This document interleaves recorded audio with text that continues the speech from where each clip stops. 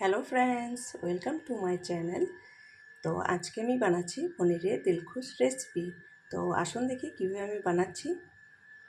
Fry pan বসিয়ে দিয়েছি। এখন আমি অলিভ অয়েল দিয়ে দিলাম। তেলটা গরম হয়ে আসলে এর মধ্যে ক্যাপসিকাম আর আলু আমি কেটে নিয়েছি, এটা এখন ফ্রাই করে নেব।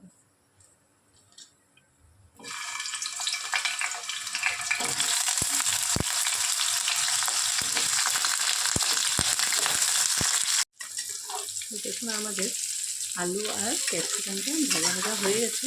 এখন এটা আমরা নামিয়ে নেব। এরপর এই ফ্রাই প্যানের মধ্যে পনিরটা ভেজে নেব।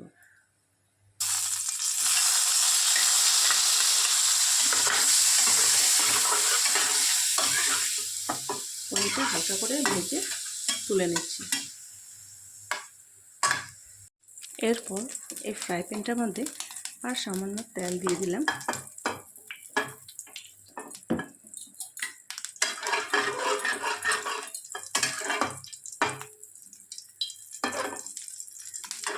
তেলটা হালকা গরম হয়ে আসলে এর মধ্যে ফোড়নের জন্য গোটা জিরা দিয়েছি।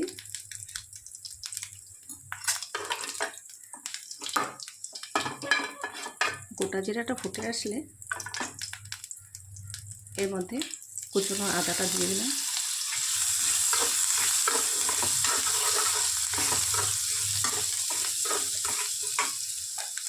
কাঁচা লঙ্কা একটা এরকম ফাটিয়ে দিলাম। আমি দুটো কাঁচা লঙ্কা দিয়েছি।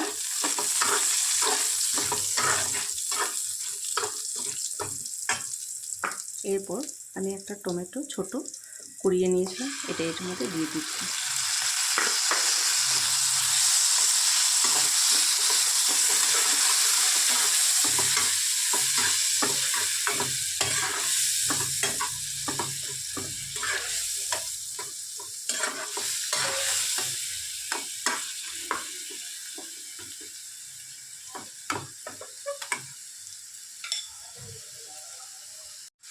এখন এর মধ্যে হলুদের গুঁড়ো আর কাশ্মীরি লঙ্কার গুঁড়ো আমি সামান্য দিয়ে দিলাম।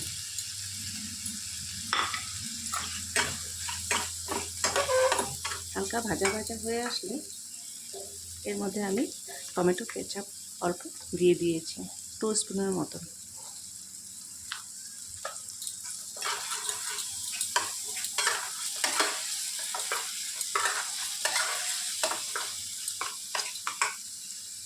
এরপর সামান্য একটু জল দিয়ে দিলাম।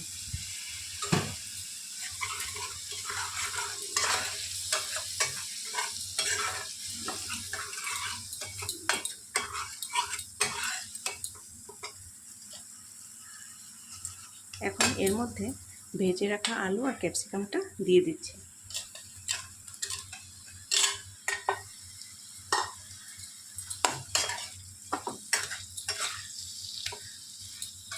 হালকা নাড়াচাড়া করে 1 মিনিটের জন্য ঢাকা দিয়ে রাখবো। এখন 1 মিনিট হয়ে গেছে, এখন ঢাকাটা আমরা খুলে দিলাম।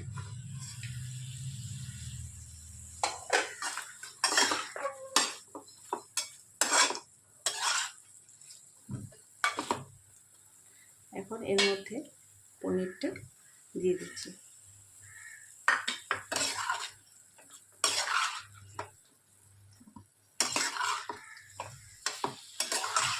পনিরটা দিয়ে হালকা নাড়াচাড়া করে এর মধ্যে জল দিয়ে দেবো।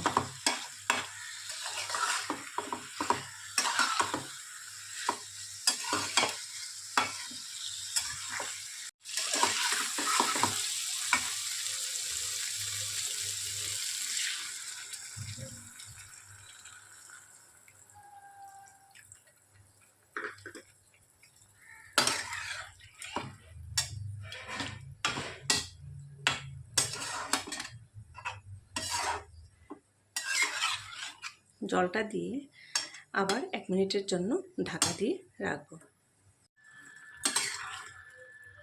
আমাদের পনির রেসিপিটা হয়ে গেছে, দেখুন। এখন এটা আমি নামিয়ে নিচ্ছি।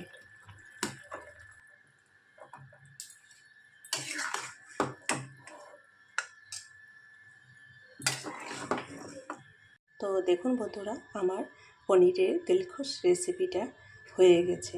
আপনারা এই রেসিপিটা একবার বাড়িতে ট্রাই করে দেখতে পারেন। খুবই টেস্ট এবং সুস্বাদু হয় খেতে। তো আমার এই ভিডিওটি ভালো লেগে থাকলে প্লিজ লাইক, শেয়ার এবং সাবস্ক্রাইব করতে ভুলবেন না। থ্যাংক ইউ, ধন্যবাদ।